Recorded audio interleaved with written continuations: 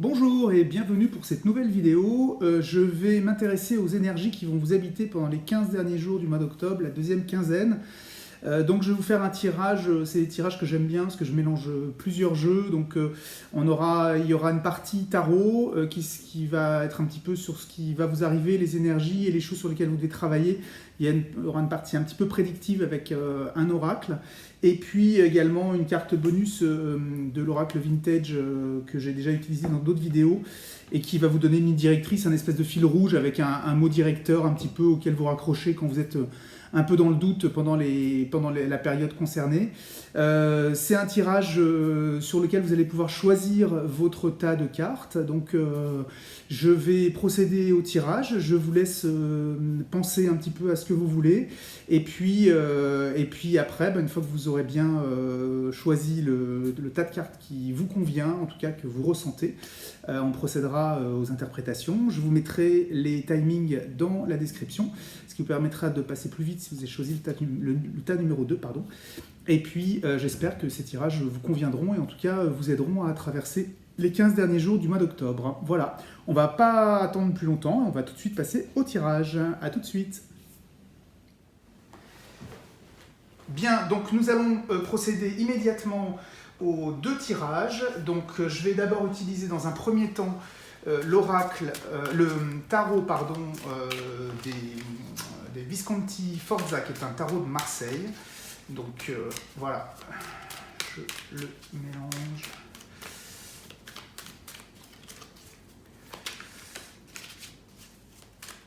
Voilà. Alors je coupe. Hop. Et on va tirer deux cartes. Une ici et une là. Je le range. Voilà. Nous allons prendre trois cartes de l'oracle bleu.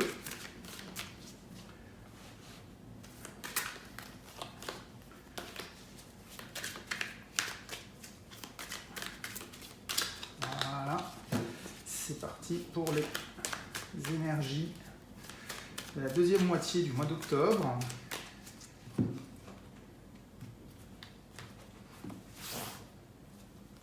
Celle-ci, celle-ci, et allez, celle-là, elle me plaît bien. Hop.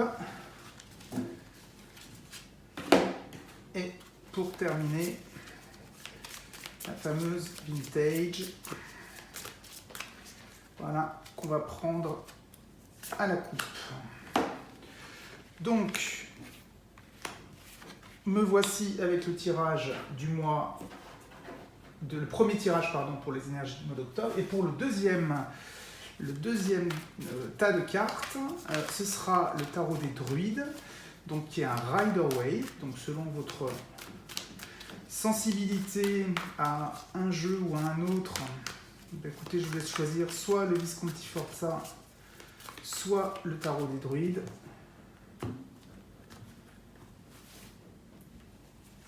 Une et deux. Voilà. Ensuite, nous allons prendre trois cartes de l'oracle G.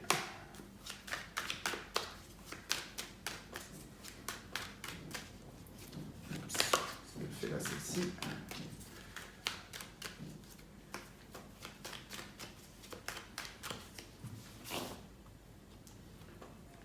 Un, deux et trois. Voilà. Et la carte vintage.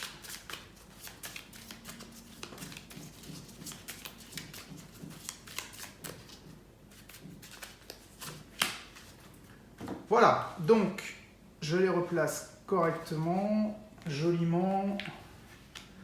Voilà.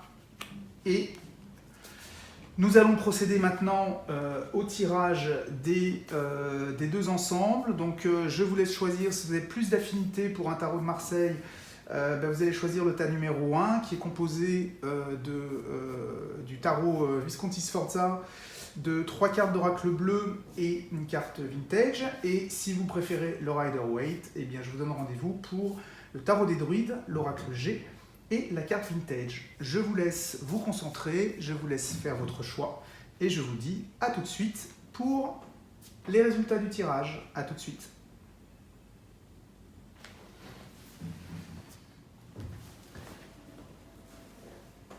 C'est parti pour le premier tas. Donc nous allons révéler les deux cartes du Visconti Sforza. La première carte, c'est le 4 de coupe.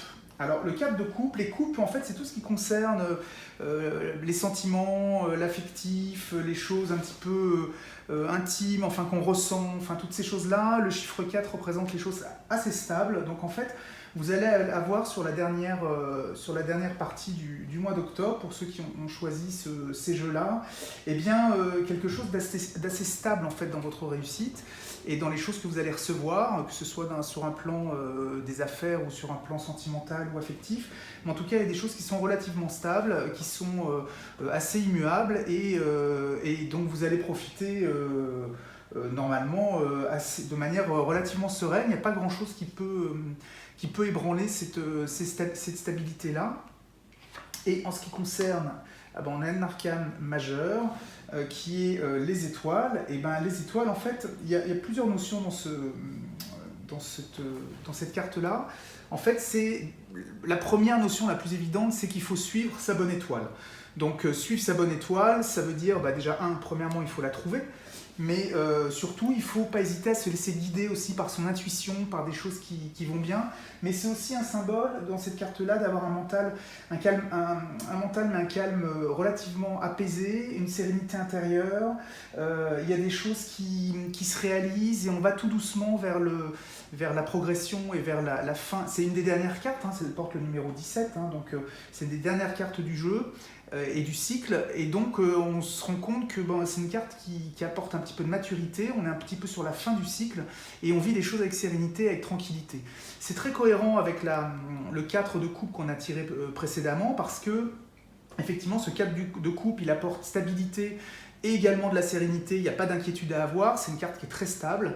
Donc pour moi, dans les 2 dernières semaines du mois d'octobre, vous allez avoir il y a assez peu de surprises en fait dans ce qui va se présenter à vous, et au contraire, vous allez plutôt bénéficier de choses intéressantes. Donc écoutez, moi j'ai envie de vous dire, le chemin est dégagé, il est clair, allez-y, profitez-en pour vous reposer et puis pour un petit peu récupérer les fruits de tout ce que vous avez pu semer avant. Et de toute manière, vous êtes protégé par cette étoile qui est au-dessus de vous, et c'est votre intuition qui va vous guider si par hasard vous avez des décisions à prendre. Mais globalement, on ne va pas vers une quinzaine avec beaucoup de cataclysmes qui se présentent à vous. Voilà. Alors, on va voir maintenant des choses un petit peu plus prédictives avec l'oracle bleu. Donc, les 3 cartes que l'on trouve ici, l'attachement, le patriarche et le monde effondré.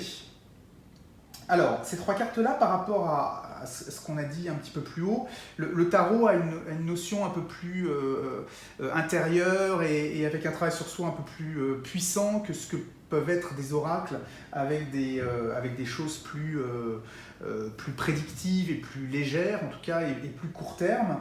Alors, l'attachement, ça représente quoi? L'attachement, c'est la fraternité, la sociabilité, les liens d'amitié, ça peut être l'adolescence, ça peut être ce genre de choses. Le patriarche, comme son nom l'indique, ça peut être à la fois les grands-parents, les parents, etc., mais ça peut être également la force, la puissance, et puis le fait de vraiment traverser les choses avec puissance et avec inertie. Et puis nous avons le monde effondré. Alors là aussi, pareil, c'est quand même une carte qui parle relativement d'elle-même. Ça peut aussi parler de retraite, ça peut aussi parler d'endroits un petit peu vétus, ou ça peut parler de monde qui s'effondre et avec des ruines ou des choses comme ça. Donc qu'est-ce qui va se passer ici? Selon les cas, selon vos situations personnelles, pour les gens les plus jeunes, vous allez avoir en fait vous allez avancer de manière très très puissante face à ce monde effondré pour pouvoir justement dominer la situation et y apporter de la force et pas vous laisser embarquer par rapport à tout ce qui se passe aujourd'hui avec cette situation un petit peu anxiogène. Et puis pour les autres, eh bien, vous allez avoir probablement des relations ou des liens qui vont être relativement forts entre les différentes générations, entre les enfants, les grands-parents, au milieu de ce monde qui justement risque de les fragiliser. Mais encore une fois, on retrouve cette espèce de force qui vient supporter la fragilité de la jeunesse. Donc moi j'ai un petit peu envie de dire que par rapport à tous les événements qui se présentent et puis par rapport à cette période troublée d'enfermement, de maladies, de crise sanitaire, il y a vraiment un rapprochement des générations pour faire face. Voilà. Maintenant, on va voir un petit peu si par hasard vous veniez à vous poser des questions, à ne pas trop savoir comment vous comporter, à avoir un choix à faire, etc.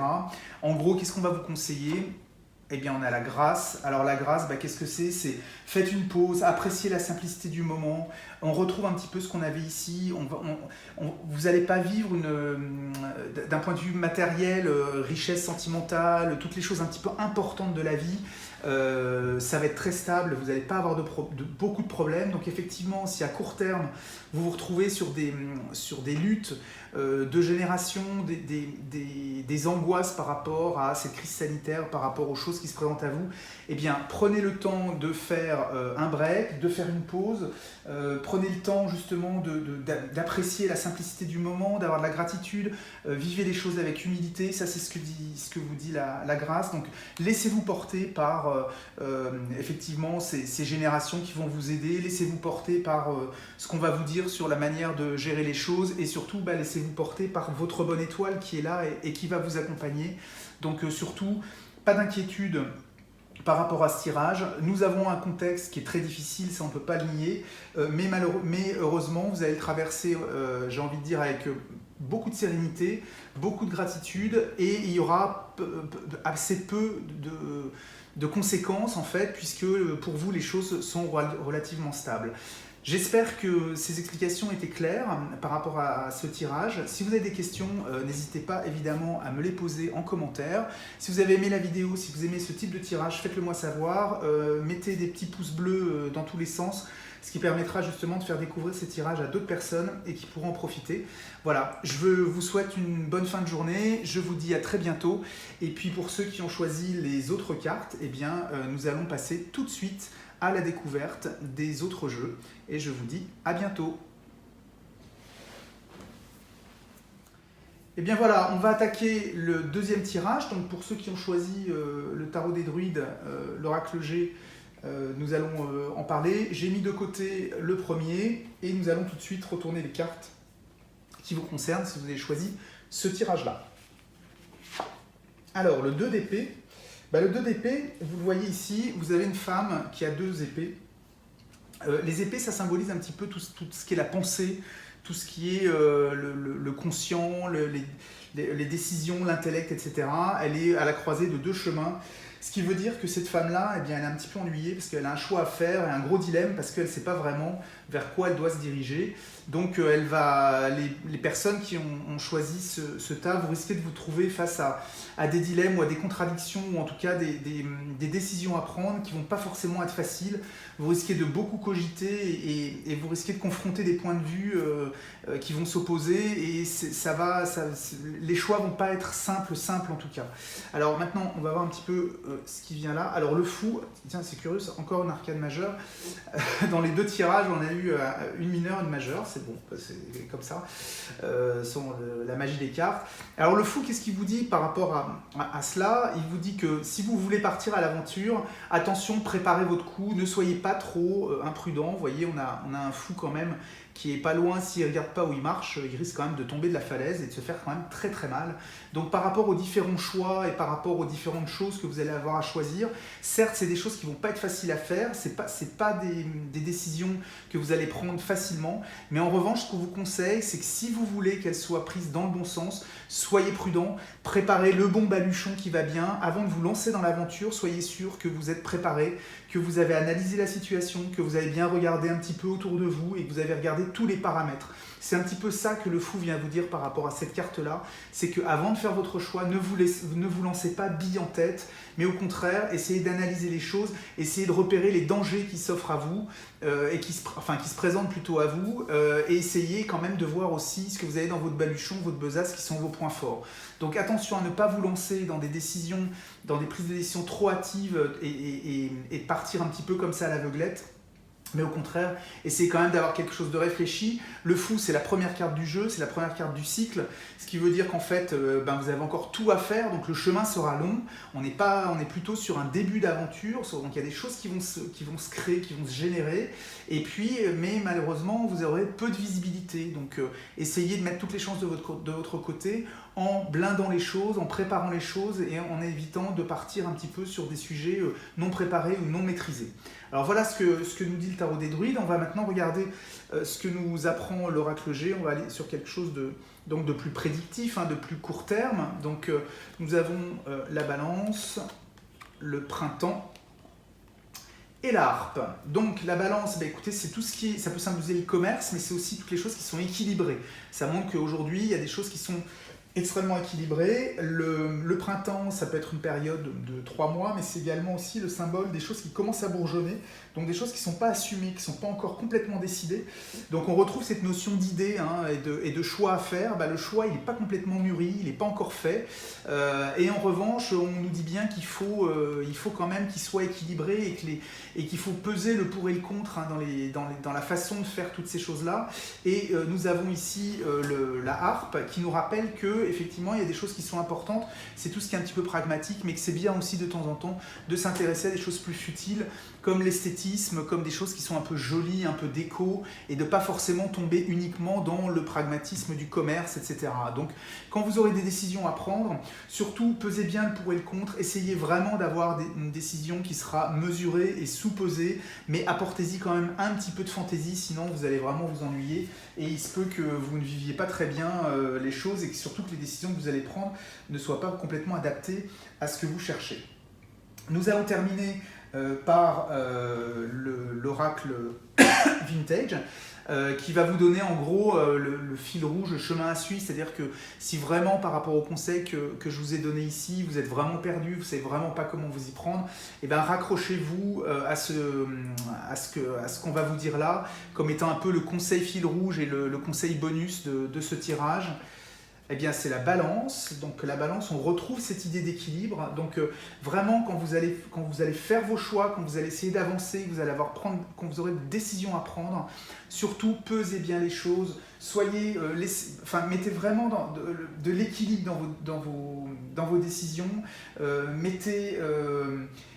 La perfection, c'est bien, mais c'est bien quand même que les choses soient balancées également. Donc on retrouve cette notion un peu d'opposition qu'on peut avoir entre le pragmatisme et les arts et la déco, etc. Donc essayez de trouver quand même un équilibre qui vous convienne. Ne partez pas dans une décision qui sera trop à l'opposé de ce que vraiment vous voulez. Donc contrebalancez les choses et essayez d'avoir une décision qui soit équilibrée dans les semaines à venir. Voilà. J'espère que c'était très clair. Comme vous le voyez, on a 2 tirages qui sont quand même très très différents. Donc pour ceux qui ont choisi le deuxième ensemble de cartes, voilà, vous allez devoir être un petit peu plus concentré que les premiers, ce sera un petit peu moins serein, vous allez avoir plus d'actions à mener et vous serez beaucoup plus actif sur la deuxième partie du mois d'octobre. J'espère que cette vidéo vous a plu, qu'elle était claire, que vous avez compris le sens des cartes, que vous avez compris pourquoi on les associe de telle ou telle manière. Si vous avez des questions, évidemment, vous pouvez les poser, je vous aiderai à y répondre. Si ce type de vidéo vous plaît, vous intéresse, n'hésitez pas à mettre un pouce bleu de manière à les faire connaître un peu plus à des gens qui pourraient les apprécier et qui pourraient découvrir ma chaîne. Je vous dis au revoir et je vous dis à très bientôt. Merci de m'avoir écouté. Bonne fin de journée et à bientôt et bonne fin de mois d'octobre.